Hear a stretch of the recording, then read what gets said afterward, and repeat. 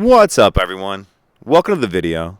Today we're going to take a look at how to use the remote start feature on a 2011 Lincoln MKX. Like I said, it's a 2011 MKX in this video, but it will be the same on a few different years. So taking a look at our key fob, this top button here, that 2X, that's going to be the remote start button.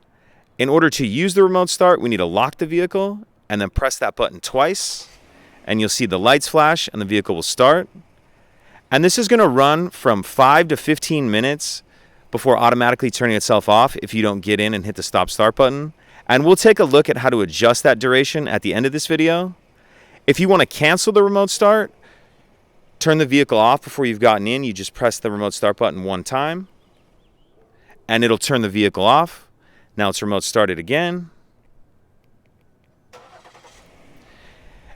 In order to drive the vehicle as normal, we need to unlock it and we'll get in.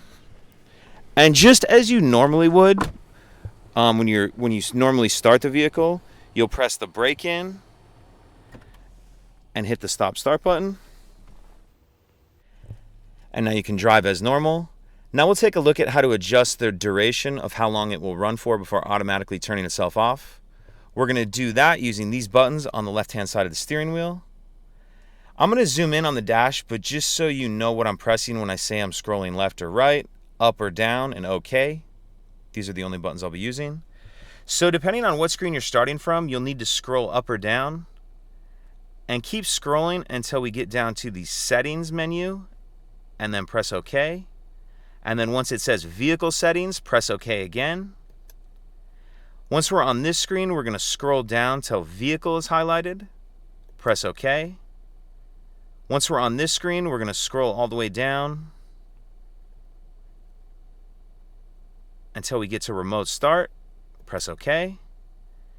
And then once we're on this screen, we'll scroll down to duration, press OK, and that's where you can set it between those three options.